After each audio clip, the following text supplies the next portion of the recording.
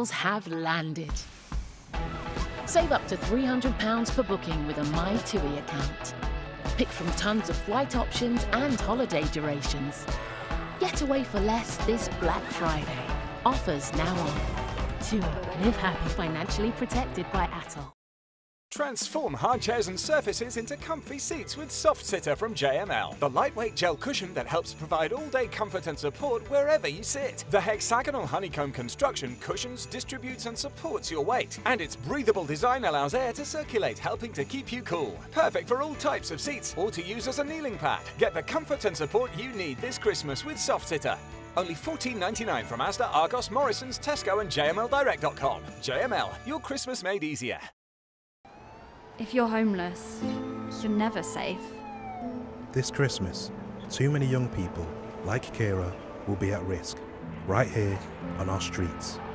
But you could help a young person find safety and begin a new future by sponsoring a room at Centrepoint. It's more than a room. You get real support and training to help you get your life back on track. This Christmas, please search Centrepoint Room online today or call 0808 281 8003 and be the turning point for a young person like Kira. Thank you.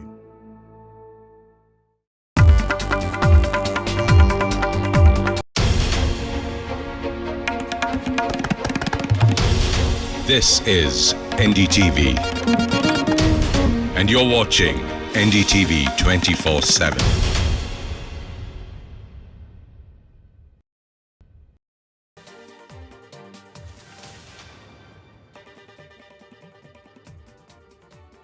Welcome. This is India Global. I'm Gaurie Dwivedi. Over the course of the next 60 minutes, we've got power-packed lineup of experts, expert analysis, and stories that matter to Indians. But first up, the headlines. Dhaka targets ISKCON amidst minority crackdown. Bangladesh government dubs ISKCON organization as being fundamentalists. India hits back, says that there's bipartisan opposition against Hindu priest's arrest. 60-day Israel-Hezbollah ceasefire halts the 14-month-long war. IDF opens fire as Lebanese return to their southern villages. Pakistan opposition calls off protest for the time being. The PTI says that it's suspending the protest due to government brutality on its supporters. Union government approves India's own space station. India's very own space station is now set to be ready by 2035. And US President-elect Donald Trump appoints Jay Bhattacharya as the head of NIH. Donald Trump says that Bhattacharya will restore the NIH to the gold standard of the past.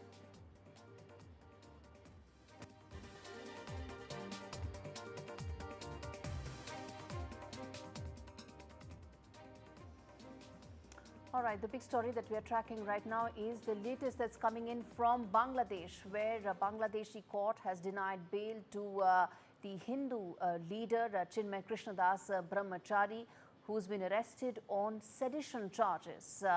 And in fact, he's been sent to prison in triggering protests by community members in various locations, including the capital Dhaka and the port city of Chattogram. A protest broke out demanding Das's release in different districts, including Dhaka, Chattogram, Khulna and Dinajpur, as per some of the local reports coming in. The BJP has staged a protest in Kolkata against the arrest of Chinmoy Krishna Brahmachari, who was arrested day before on, as I said, sedition charges. The case was registered in October after Das was accused of disrespecting Bangladesh's national flag during a rally in Chattogram. The arrest and denial of bail also saw a response from the External Affairs Ministry here in India. All right, let's get in my colleague Saurabh to fill us in with the very latest that's coming in on a story that's actually set to have a huge impact, Saurabh, on the latest in terms of the India-Bangladesh relationship as well. Talk to us about what your sources are telling you. You've been working the phones. What is it that you're picking up that's happening across the border in Bangladesh?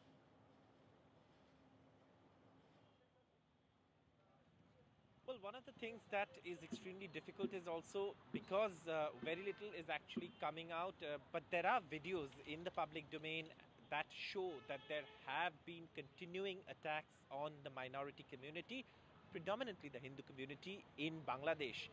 And the arrest of Chinmoy Krishna Brahmachari, who was organizing and uniting minorities, has led to protests from the minority community. Yesterday there was a crackdown when Chinmoy Krishna was being led out of the courthouse and being taken to prison. And there was a death also reported, and the chief advisor to the interim government in Bangladesh, Mohammad Yunus, says that Bangladesh is committed to upholding religious harmony, but that is something that's not being reflected on the ground, where radical forces are threatening minorities, and minorities are facing targeted attacks. So it is a situation that impacts West Bengal. Neighboring West Bengal and Bangladesh have a lot of trade, and today the BJP has held a protest in Kolkata, marched to the Bangladesh High Commission in Kolkata with a set of demands, largely being that the release of Chinmoy Mahaprabhu, who was only peacefully uniting minorities and organizing people against these attacks that have been taking place on the Hindu community in Bangladesh, and the issue of labeling ISKCON as a fundamentalist organization is something that has caused a lot of outrage, because just a few months ago, when there were floods in Bangladesh, the organization of ISKCON was a leading sort of relief provider doing relief work in the flood-affected districts. And what Shubhendu Adhikari, the leader of opposition in West Bengal, said was that at that time no one called the ISKCON a fundamentalist body, because they were working for everyone, all Bangladeshis, irrespective of community. So that has led to a lot of outrage as well. In fact, Saurabh, that's exactly what I was coming to, which is that the fact is this must have really caused a lot of shock and dismay to the community in Bangladesh. The fact that ISKCON has been labelled as a fundamentalist, and the fact that the charges are as serious as sedition.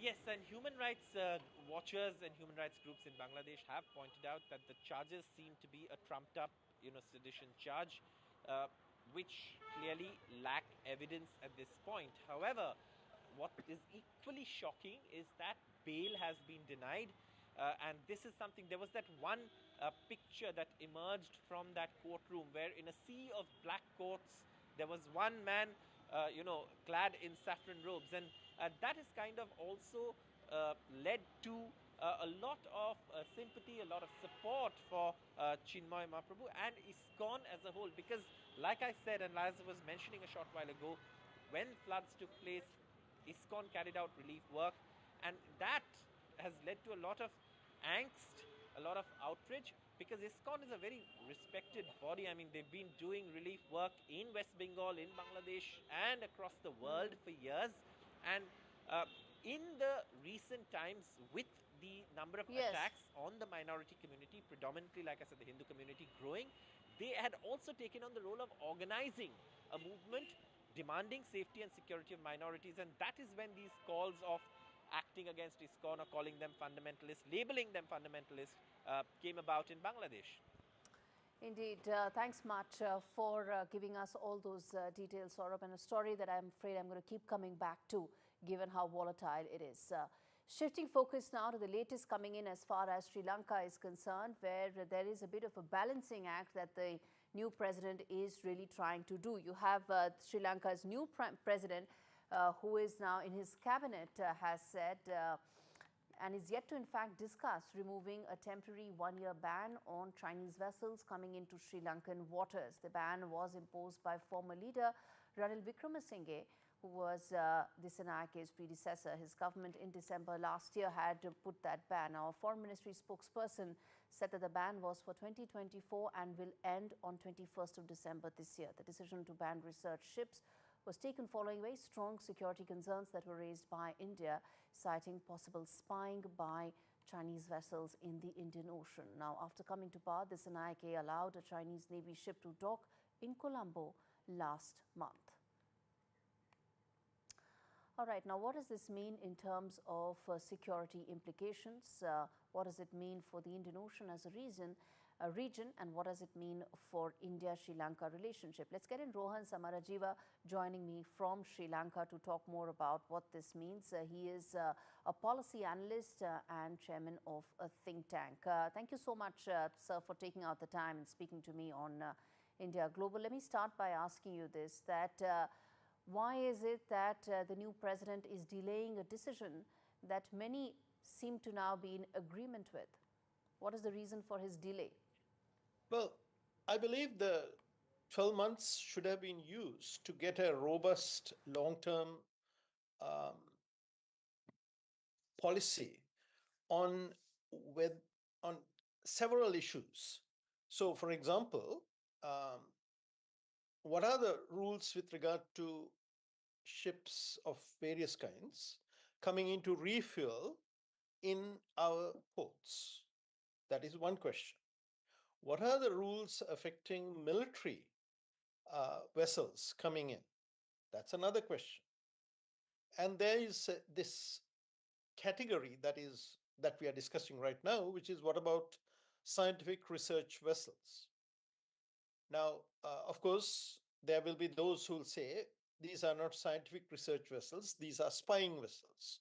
But we have to also understand that Sri Lanka has got a massive exclusive economic zone. It's 517,000 square kilometers. And we have to allow certain kinds of research to be conducted. Now, should they be conducted by Chinese research vessels? Should they be conducted by Canadian research vessels? Should they be conducted by Indian research vessels? Those are the kinds of things that the policy should have addressed. And when the policy is addressing that, the question that came up last year, what is the presence and what are the safeguards that we have in terms of Sri Lankan scientists on board? So these kinds of nuanced aspects should have been worked out in the 12 months that we had. But as everybody knows, we've had elections and various kinds of turmoil.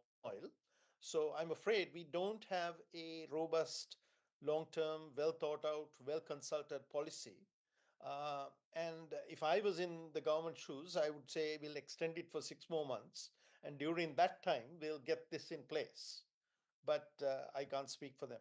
Let's get in a voice from the other side. In fact, let's get in Mr. Krishna as well on the broadcast. How do you see this move, or rather a lack of a move by Mr. Dissanayake, raising suspicions in several policy corridors in New Delhi? See, it's very clear that Sri Lanka today, as in with the JVP, NPP in power, sees China as a friend and India as a reality. They are very, very aware and cognizant of both these facts. They definitely want India on their side. They treat India as a country which they cannot wish away. It's right in their face, and it is the biggest power in South Asia, so to speak. So regardless of what influence China has on Sri Lanka, it understands that reality. At the same time, we have to realize that JVP is exceedingly comfortable with China, has had extensive relationship with the Chinese Communist Party. Its leaders have been up and down to China. And to the extent that you would have noticed news reports of the Chinese ambassador going to the northern province and unveiling a huge bonanza of 1.5 billion rupees of welfare measures and whatnot, which is what usually the Indians do to the Tamils. So that is the extent of the relationship and the depth of the relationship, and to the extent that the Chinese ambassador feels it is okay to go to the northern province, which is largely inhabited by the Tamils, who have traditionally been India's friends, so to So speak. it is China entering into traditional also comfort zones of India, and in the backdrop of some of these policy indications coming in from the present Sri Lankan government, how do you see the next couple of years panning out for this new government? Radhakrishnan, let me ask you this, and then I get a counter from Rohan as well. Yeah.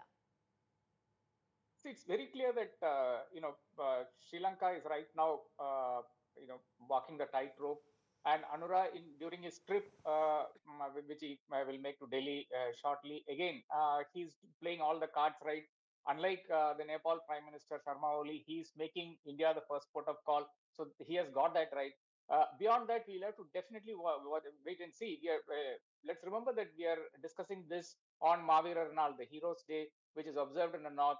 JVP did not have to take a serious stand on it because of the cyclone which has lashed Jaffna and of course southern Tamil Nadu. Because of that, otherwise there would have been a serious issue, and JVP would have been going back on its word of allowing the Tamils to observe Mahavir Arnal. In fact, Yes. The public security minister had made it very clear that you cannot observe the death of LTTE fighters, but you can observe or have commemoration of family members killed in the conflict. Yes. This is extremely, ridiculous to say that, because family members died either on the side of LTTE or from fire from the Sri Lankan forces. If we can't celebrate either, then it becomes an issue. But thankfully for the JVP, it was saved the embarrassment, or it was not forced to take a stand today because of Yes. the kind of weather that has prevailed there. So luck has helped the JVP as of now. But we don't see any movement in the political solution. And I don't think Delhi is particularly interested in pushing that narrative either of a political solution. So I think there Okay. is both sides are standing down, and there could be a via media when Anura meets the Indian leadership in Delhi Yes. later in December. Absolutely. All eyes on that very important visit. Thank you so much, gentlemen, for taking out the time speaking to me on India Global. Shifting focus now to another neighbor of India, that is Pakistan, where following government crackdown, PTI, that is Imran Khan's party, its supporters have now called off Islamabad protests for, the time being. Imran Khan's party had to stop the protests after 6 people were killed in the unrest. The party released a statement on social media platform X calling it off for the moment. The protests ended following a day of clashes between security forces and protesters in the city's red zone, ended in the party leadership's hasty retreat. In the early hours of Wednesday, a press release shared by the party on its official account said that in view of the government's brutality and the government's plan to turn the capital into a quote-unquote slaughterhouse for unarmed citizens, we suspend and announce the suspension of the peaceful protest for the time being. All right, we slip into a very short break. We come back on the other side with lots more stories, lots more analysis. Stay with us.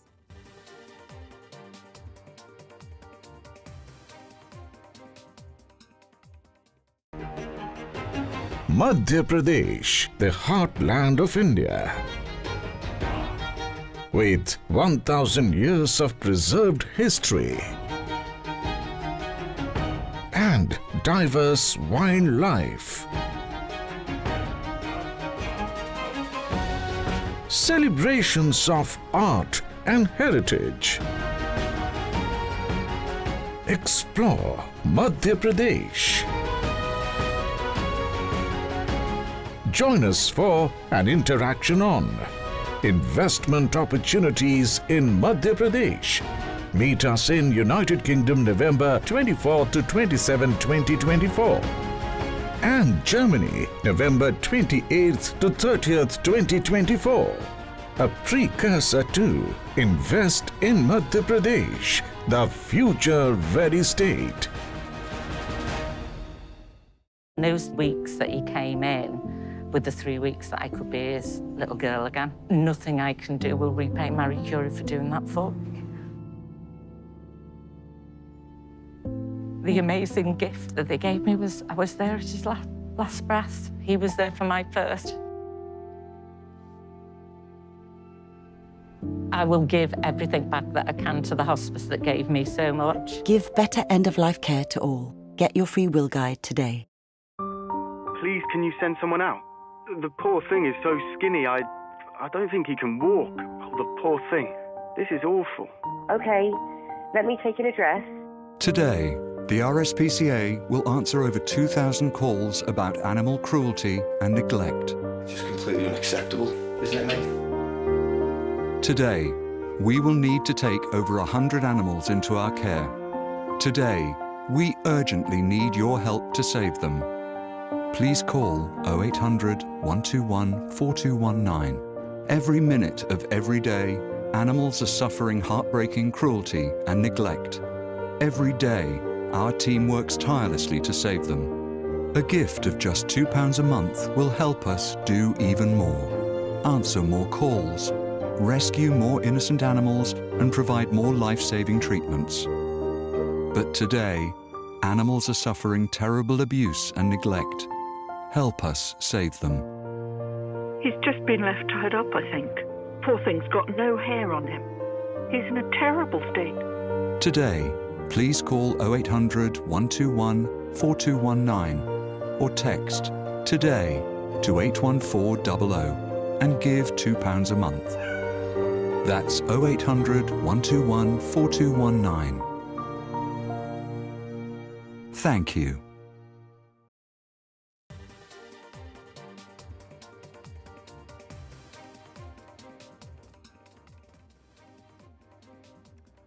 Welcome back. This is India Global. Let's now take a look at the other big story that impacted, well, India, the Global South and the world, which is pretty much the failure of COP29. And I have with me an important voice to really try and understand what goes on from here. How can India now pick up the pieces of what many would call a very fractured climate talks, and how then India can move forward on that and play a larger role in terms of taking the Global South with it. Joining me is Dr. Masama Thioe, who's the project executive of UNFCCC, joining me, and he's in fact at the Global Innovation Hub. Thank you so much, Dr. Masama, for speaking to NDTV. Let me start by asking you that a lot of those talks didn't fructify into anything concrete. But speaking from India's point of view, how do you think New Delhi can now align its development priorities with the kind of climate goals that have been set?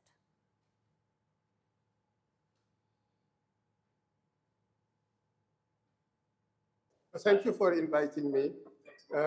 For us, we do not see the challenge of sustainable development and the challenge of climate being two things separated. They have to be considered integrated. This is why we always put focus on the starting point, the satisfaction of the needs of the many people, no one being left behind, while keeping human activities within planetary boundaries. So it means for us that addressing climate change is not about pure decarbonization of the economy, but it's more about how can we develop and satisfy the needs of the many people while keeping human activities within planetary boundaries. Of course, it's challenging because we need to address both simultaneously. It requires reinventing our economy, reinventing our industry, reinventing our society, but also reinventing ourselves. This is very important. It means that innovation will have to play a key role, not only technology innovation, but also policy innovation, innovative financial instrument, innovative business model, innovative product from the culture and creative industry to facilitate adoption, but also innovative cooperative approach, because radical collaboration will be required among nations and within nations. In terms of the opportunities that it throws up for India, because India is also not just talking about itself, it's talking about some of the other and most of the developing world and the Global South. I think the lessons that will be learned from integrating climate and sustainability solution is an asset and something that India will be able to export. India will be able to position itself as a solution provider. You know, addressing climate and sustainability simultaneously requires the development of a new systemic innovation framework that is human-centric, that is transformative, and that is vision-driven. So it means that we need to be able to paint the future that we would like to achieve and backcast from that future and translate this future into needs in terms of climate and sustainability innovation. What are the existing technologies that we need to deploy at scale by combining them with innovative policies, an innovative financial instrument, an innovative business model, and what are the missing technologies that we need to develop to be able to satisfy the needs of the many people while staying within the planetary boundary. So this knowledge is an asset, and those countries that will be able to acquire this knowledge and this competence will position themselves as the solution provider of the future. But I mentioned also that it requires reinventing ourselves. It requires that we come up with a new metacognitive reframing framework that challenge the way we are thinking, that challenge the way we are acting, that challenge the way we are interacting, and promote three very important core values: caring, sharing, and daring. How do we go about doing that? Yeah. So the first thing, in my view, that is very important is the understanding of the needs of the future. What are the climate and sustainability innovation of the future that are needed to make the climate and sustainability solution? What are the skills that are needed to transition toward sustainability? And then with these two understanding, India can be have the footing, that the tool that will enable the country to support the development of other developing countries by providing capacity building, but also by providing some of the technology that are needed by these countries to leapfrog. One thing that is really important is that the global south will need to leapfrog. We cannot afford to have the same development paceway as the global north. This will not be sustainable. So it means that digital technology will need to be fully leveraged to facilitate the leapfrogging of the developing countries. If India managed to leverage digital technology and leapfrog, this experience can be shared with other developing countries. I'm hopeful that some of those technology transfers will happen soon from Global North. But what is the kind of partnerships that India can really build in terms of public-private collaborations to expedite the climate transition and also come out as a leader for the Global South to emulate?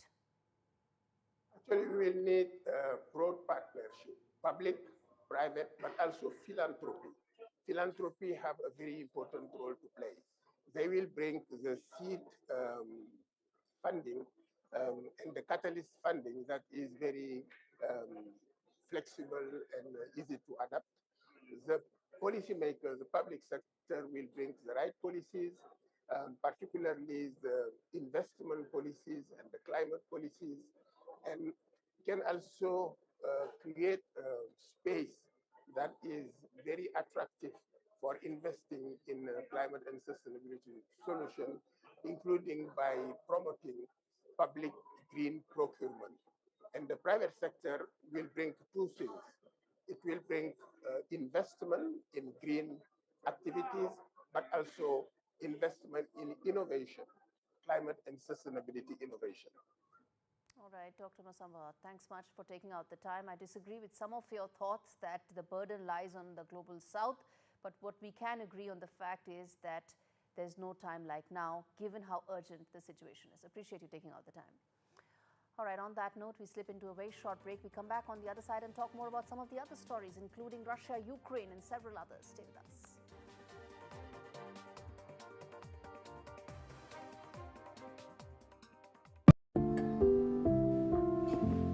You know, the toughest part of the whole grief, I'll never forget, is when Nan turned to me one time. And she goes, "John, I don't know what's happening to me." Those weeks that he came in, with the 3 weeks that I could be his little girl again, nothing I can do will repay Marie Curie for doing that for. The amazing gift that they gave me was I was there at his last breath. He was there for my first. In the calls, they just listen. She just said, "John, just speak." Although people don't like to talk about it, but we're getting older, it has to be done. You start to think about, well, what would I do? Where would I want to leave things? I will give everything back that I can to the hospice that gave me so much, not only in my name, but in Dad's name. Who do I give my assets to? Didn't realise you had a choice. Give better end-of-life care to all. Get your free will guide today. Some people think life slows down in your 50s, but I'm just getting started. And I don't want my lot to have to worry about funeral costs. Let them spend their money on nicer things. So I decided to learn more about over 50s life insurance from Cover Today. They're the only over 50s life insurer with no waiting period. Unlike other insurers who could make you wait up to 2 years, with Cover Today, you're fully covered from day one. And you're covered for the whole of your life. Unlike other things in life, the price never goes up. Go online or talk to their friendly UK team in just one phone call. Cover Today are the only over 50s life insurer with no waiting period. And no annoying trips to the doctors either. Plus, you get your choice of a £125 gift card. Now I'm with Cover Today, I can get on with something much more interesting. To find out more about Cover Today, call our friendly UK team on 0800 470 4474 or visit covertoday.co.uk. It's that time again as citizens put their doors in the draw for People's Postcode Lottery's biggest ever prize pot. In the December draws, you and your neighbours could win a share of £32.5 million. Whether you own or rent, absolutely any door can enter. Sign up before midnight on the 1st of December. A share of £32.5 million could be yours, but only if your door is in the draw. From interesting tech startups to industry-leading companies, politics, sports, culture, curry, cricket. Oh, there's so much to talk about. Like me, if you too thrive on interesting conversations, this is a show you cannot miss. Watch this space to know more about all matters and all people that make Britain what it is today. Out of Britain, with me, Radhika Iyer.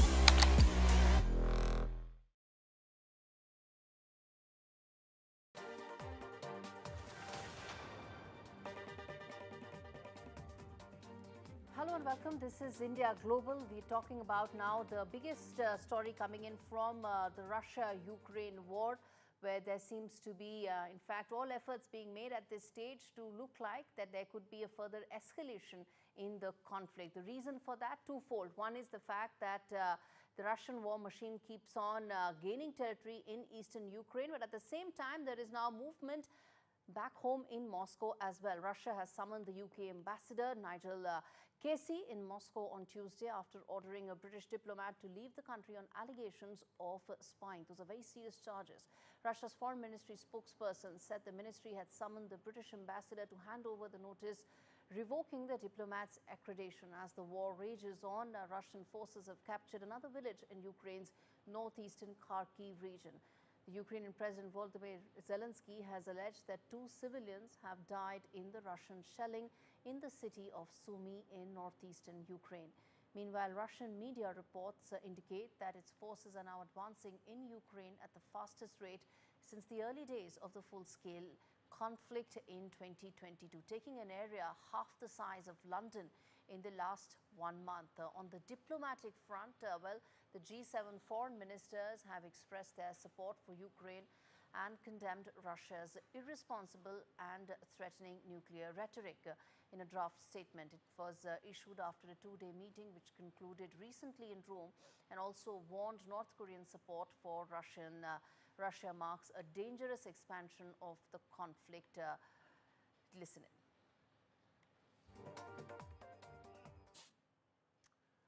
All right, now amidst the ongoing war, there's yet another unprecedented escalation that has taken place. In fact, there are now reports coming in that the Kremlin has reacted to reported discussions in the West about arming Ukraine with nuclear weapons. Now, if this is a truth, if there's any truth to this, then that's a very serious escalation that could actually happen in a war that all sides are now trying to end, or at least try and reach a ceasefire.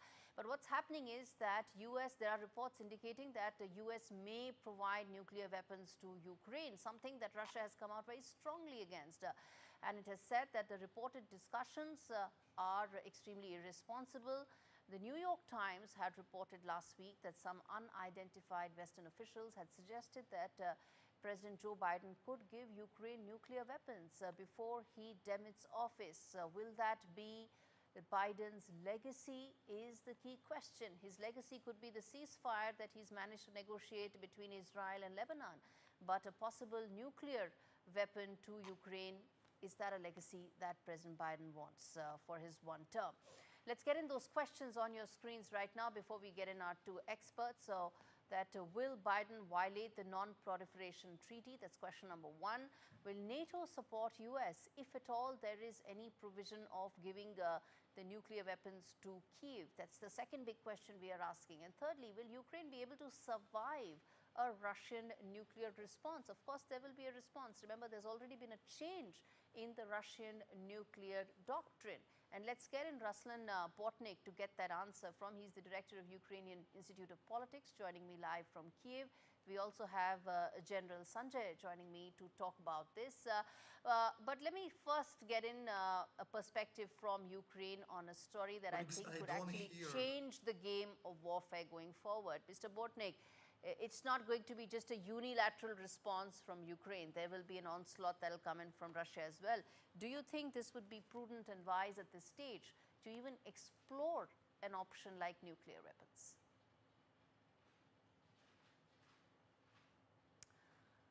Okay, let's get in that question to General Sanjay Soy first. Yes, sir.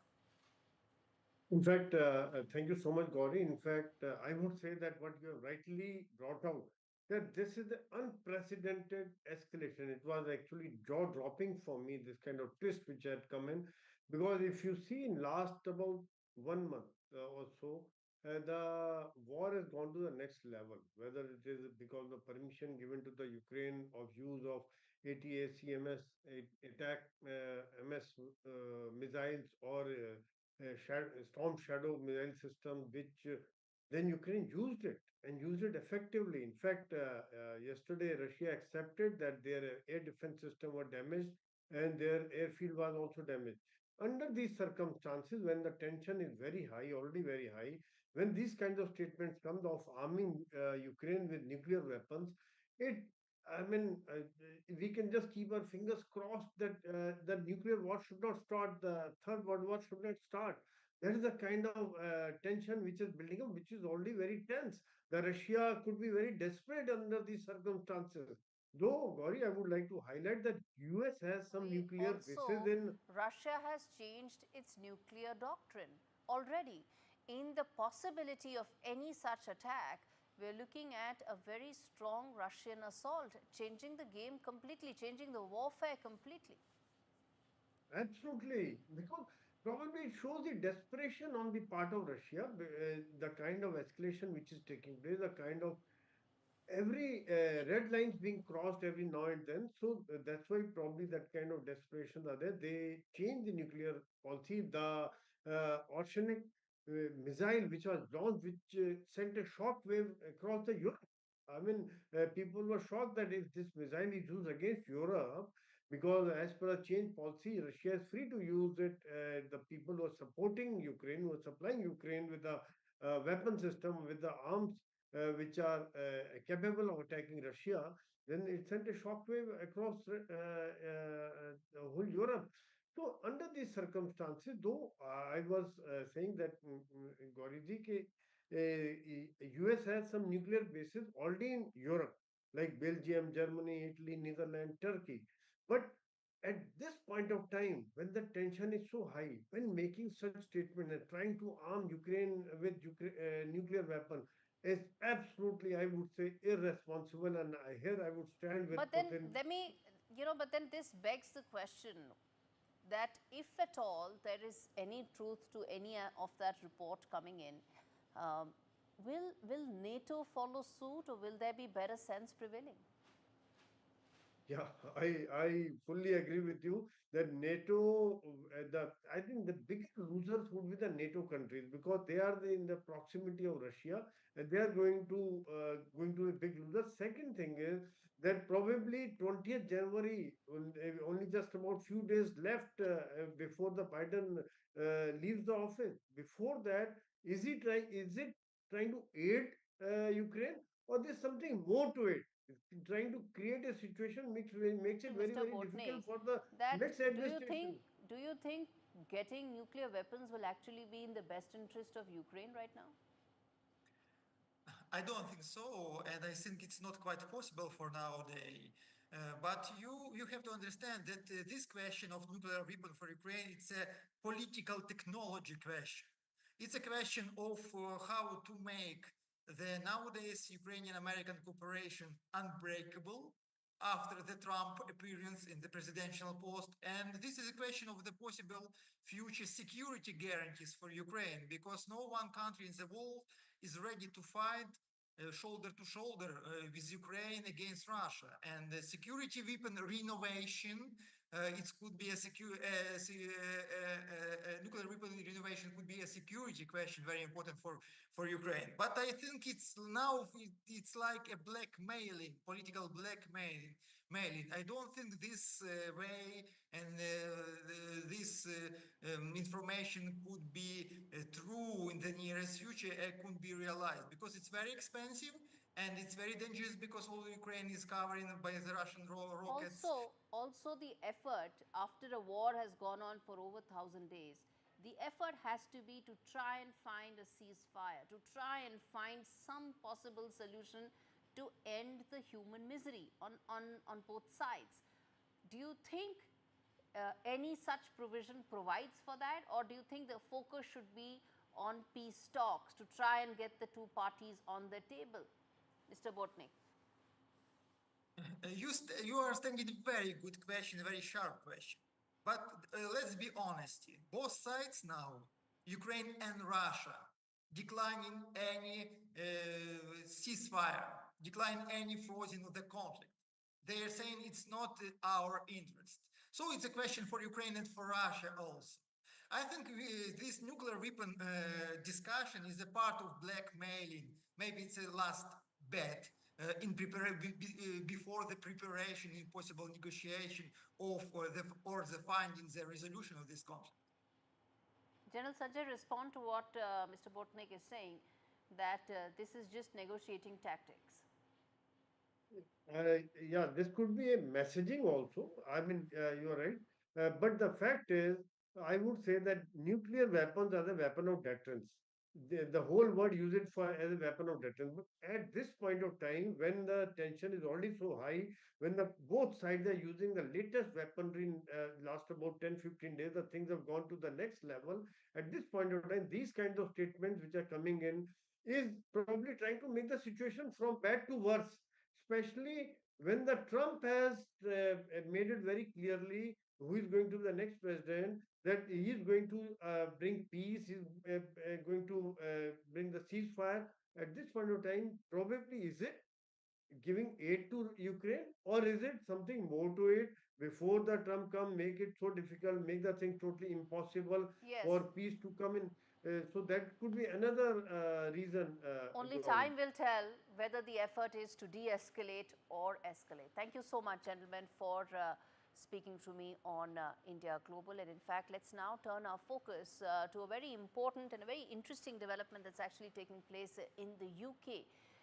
Keir Starmer, a man who won the elections, the summer elections in the UK this year with a historic mandate, is now, well, also facing a very important historical statistic, which is that he may just be one of the most unpopular prime ministers in living memory.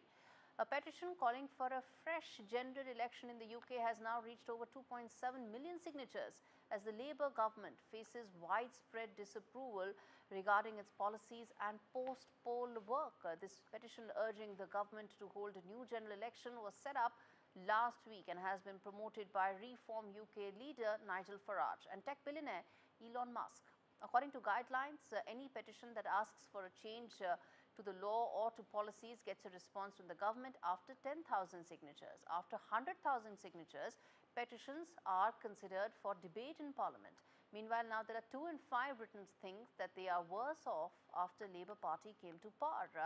As I said, the Keir Starmer government has a very large majority, a brute majority, some would say, in Parliament, and they won a historic mandate. But the government has now been criticised over its inheritance tax rate inheritance tax, raid on farmers, and the decision to increase the university tuition fees. So what happens in the backdrop of this is going to be extremely interesting, and most importantly, it could even set a precedent for how people's opinion must matter going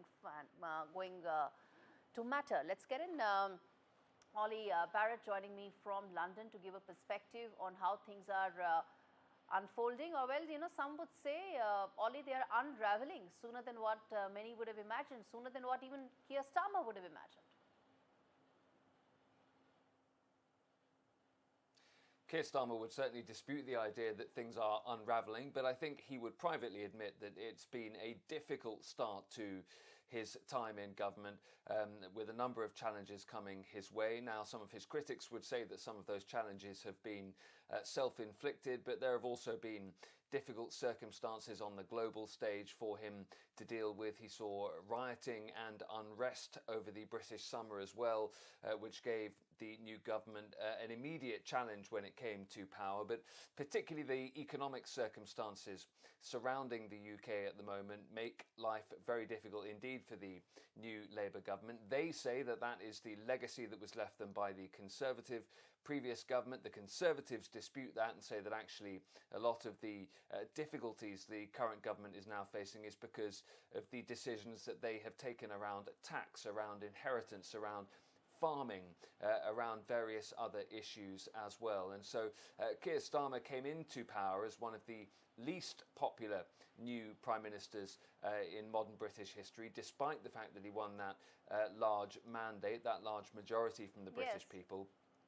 But certainly the polling suggests that since the election took place, he's become less popular still. And that petition, although it doesn't mean anything, it won't have any impact. I was going to come to that. Petition does just demonstrate that there are enough. I was going to come to that, what does this petition really translate into? Nothing. Nothing at all.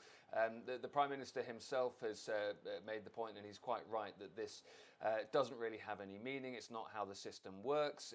The petition means a consideration of a debate of the issue, but Keir Starmer is not going to call a new general election, and he's certainly not going to be doing so off the back of a petition signed by, even if it is a large amount of people. Of course, in the general election itself, far more people than have currently signed this petition actually voted against him, but that's just how the parliamentary system works in this country. He was able, despite the fact that many British people didn't vote for him, he was still able to bring back a large parliamentary majority, which does now mean that from a policy standpoint, he has the ability to bring in many of the policies that he was promising during the election campaign, whether he is an unpopular Prime Minister already or not.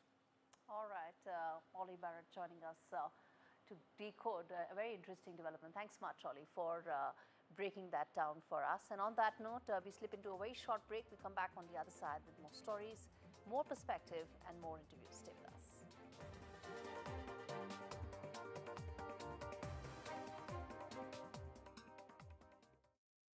Dealing with my lot means making smart choices. And with our family growing, I want to protect the life we've built. That's why I'm calling Smart Insurance. Hi, I'd like a quick quote, please. OK, you can choose a benefit amount up to £750,000 depending on your age. Brilliant. If you're a UK resident aged 18 to 64, you can apply with just a few health and lifestyle questions. For £250,000 of cover, the price starts at just £14.77 a month. That's less than I thought, and could help my husband pay off the mortgage. With our Smart Family Guarantee and 99% of claims having been paid, you'll have peace of mind. I'll go ahead. You'll also receive a 100% advance in the event of terminal illness and 10% cashback on your first year's premiums. That's the Smart Cashback. Plus, you get your choice of a £125 gift card.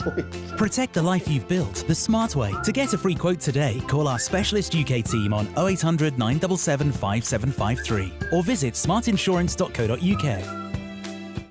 This is how much small fries you get for $1.19. This is how much driving lesson you get for $1.19. Lovely. McDonald's Saver Menu. Actually get your money's worth.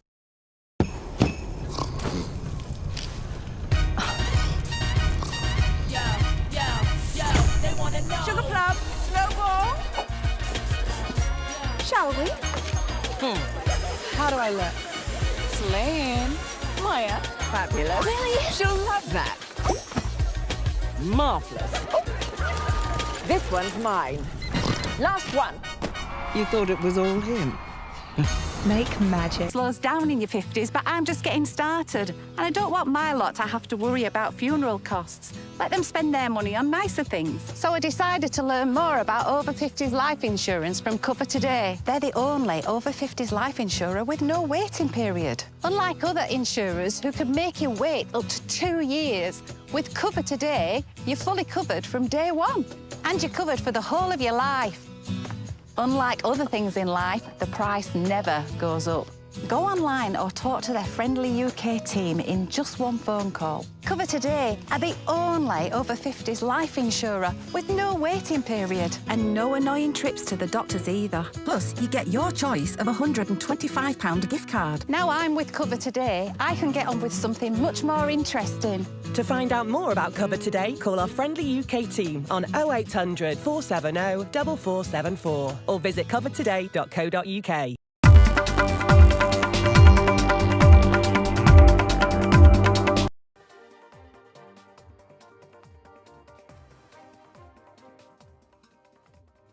Welcome back. This is India Global. We now turn our attention to the other big conflict that's taking place around the world, the Israel-Gaza and the Israel-Hezbollah conflict, where there is now a ceasefire in place that is expected to now last for 60 days. Israel has approved a US brokered ceasefire agreement with Lebanon's Hezbollah, setting the stage for an end to nearly 14 months of fighting linked to the ongoing war in the Gaza Strip. Remember, this is only the Lebanon bit where fighting has now stopped because of ceasefire. The Israel-Hamas war continues. But importantly, as the ceasefire was being announced, Israeli warplanes kept up the most intense wave of strikes in Beirut and its southern suburbs since the war in fact began. Now, what are the details of this ceasefire? When is it likely to now come into force? And for how long will it go on? What is the impact of this on the other war front that Israel continues to fight on, which is with Hamas and several others? What happens to all of those questions? You find answers to in this report. Take a look. An uneasy calm prevails over Lebanon after more than 2 months of intense bombings and killings.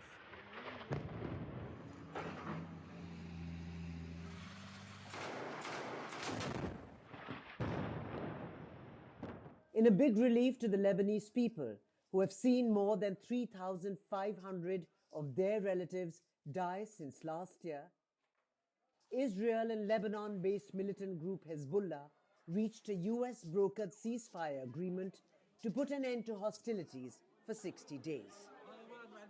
Displaced Lebanese families celebrated ahead of the possible announcement of a ceasefire, breathing a collective sigh of relief.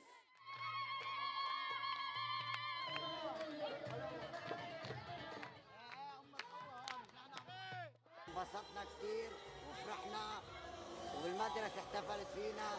الله يحفظ مدرسة المرجان وطيار المستقبل اللي حضننا بأحسن استقبال وما قصر بواجباتنا أبدا أبدا. نشكرهم من كل قلبنا، مبسوطين لأننا نحن راجعين على بلدنا على وطننا بالجنوب. The sentiment did not echo on the Israeli side, as some displaced families said that they are disappointed with the ceasefire deal. While bombardment has driven 1.2 million Lebanese people from their homes, Israel says it has killed more than 2,000 Hezbollah members. On the other hand, Hezbollah's frequent rocket attacks forced some 50,000 Israelis to evacuate in the country's north. At least 75 people have been killed, more than half of them civilians. More than 50 Israeli soldiers have died in the ground offensive in Lebanon. Prime Minister Benjamin Netanyahu said that Israel will respond strongly to any violation of the ceasefire with Hezbollah.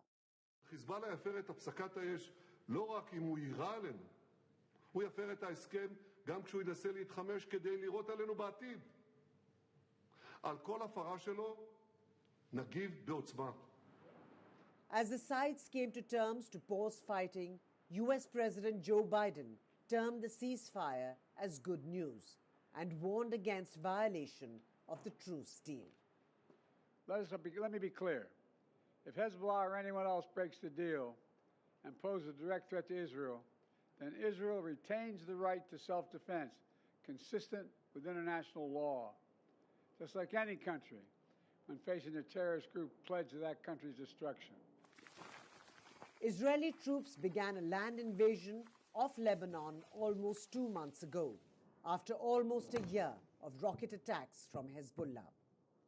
While the ceasefire deal signals an end to a brutal conflict in West Asia, the region remains on edge as the Israel-Hamas war is far from over, and Tehran's tensions with Israel continue to boil from time to time. With Vishal Vivek, Bureau Report, NDTV World.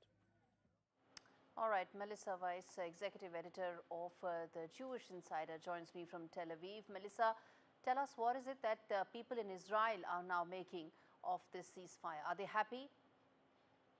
Sure. I mean, happy is not really a term that I think anyone would use here. I think Israel is ready. Israelis are ready to return home. Remember the 50-some-odd thousand Israelis who were displaced from their homes in the north on October 8th, 2023.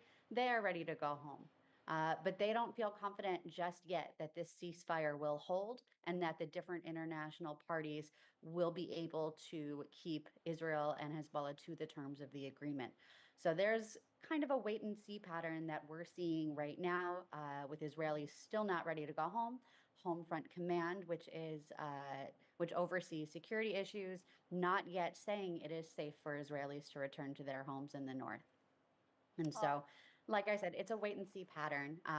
We'll see what happens. We know already there was a violation of the ceasefire this morning when Hezbollah came into a village in southern Lebanon that they were not allowed to go into, and Israeli troops fired in response.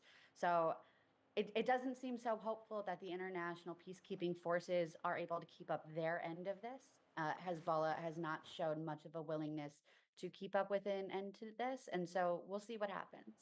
All right, Melissa, we leave it there. Thanks much for giving us that update. Now, shifting focus, India has given the green light to Shukrayaan-1, part of India's Venus orbiter mission, and setting up India's own space station, Bharatiya Antariksha Station. Venus, often called Earth's twin, is the closest planet to Earth and is believed to have formed in conditions similar to Earth. The VOM probe will help scientists understand how planetary environments can evolve differently. It will also help search how Venus, believed to be once habitable and quite similar to Earth, transformed. India's very own space station will be ready by 2035, aligning with Prime Minister Modi's vision to call to land on the moon by 2040.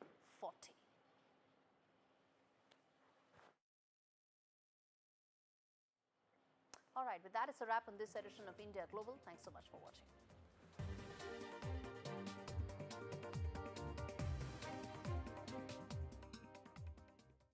Shop Etsy's Cyber Spectacular until December 3rd for up to 30% off items crafted by small businesses. For savings on gifts that say, I get you, Etsy has it.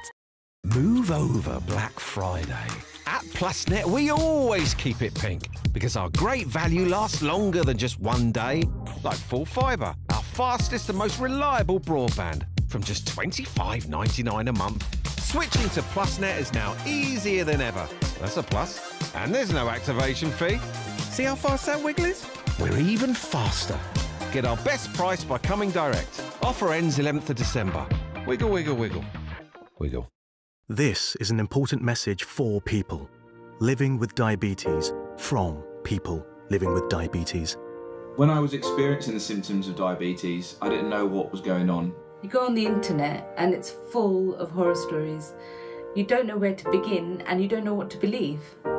I didn't understand about carbs, I didn't understand about blood glucose levels. I was scared and I was worried. I didn't understand diabetes full stop. That's why the support I get as a Diabetes UK member is so important. You can become a Diabetes UK member too.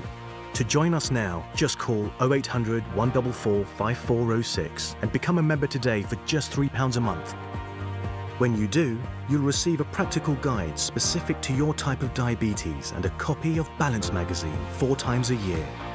Balance is filled with news and inspiring real-life stories from members just like you. And you'll receive regular emails and vital updates that will help you feel informed and supported. Plus, you'll help support research that could lead to better treatments for all types of diabetes.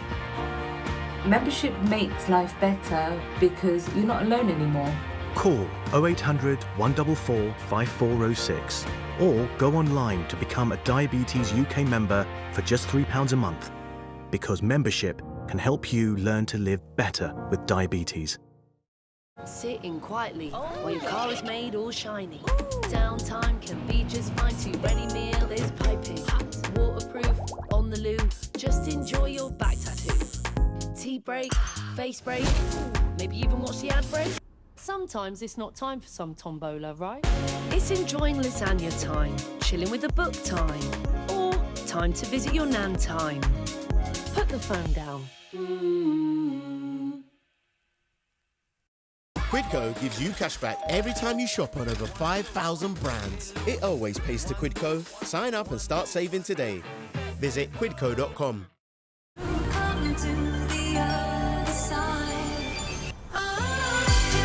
Join me and the Style Squad. Shop now exclusively at Freeman's. Hello and welcome to the Southern View. I'm Vida Raghav. Special focus this evening on the Union IT Minister seeking stricter laws to contain unacceptable content on social media. But first, let's take you through the headlines we're tracking this up.